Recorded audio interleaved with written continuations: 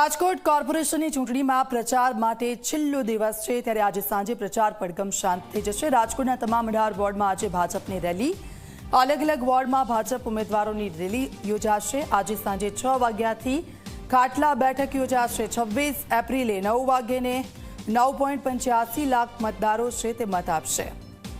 તો 26 એપ્રિલે મતદાન થશે અને ત્યાર પછી જ ખબર પડશે કે આખરે જનતાના મનમાં શું હતું।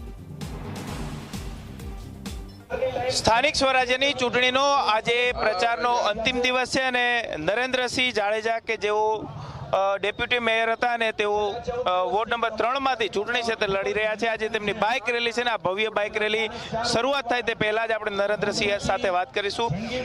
બાપુ, કઈ રીતના આજનો પ્રચાર છે બાઇક રેલી અને આજે ખાસ કરીને અંતિમ ઘડીનો પ્રચાર ચાલી રહ્યો છે? આજ શાંતિ પ્રચાર પડઘમ શાંત થઈ જવાના, શું કહેશો?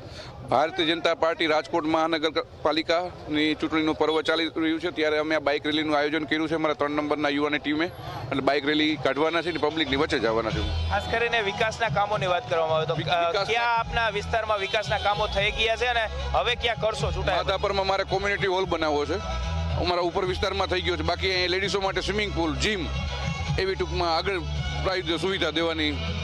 ખાસ કરીને રાજકીય પક્ષો આજે એડી ચોટીનું જોર લગાડતા હોય છે, હવે ખાટલા બેઠકો શરૂ થતી હોય છે, કઈ રીતનું આયોજન, કઈ રીતના લોકોની વચ્ચે જવાના છો? લોકોની વચ્ચે જ જવાના છે, લોકોની વચ્ચે જ છીએ અમે કાયમી ભારતીય જનતા પાર્ટી।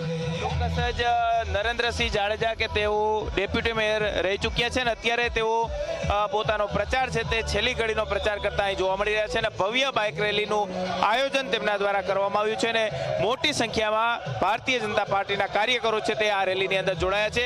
આગામી 26 તારીખે જ્યારે મતદાન થવા જઈ રહ્યું છે ત્યારે રાજકીય પક્ષો છે તે એડી ચોટીનું જોર છે તે લગાવતા જોવા મળી રહ્યા છે।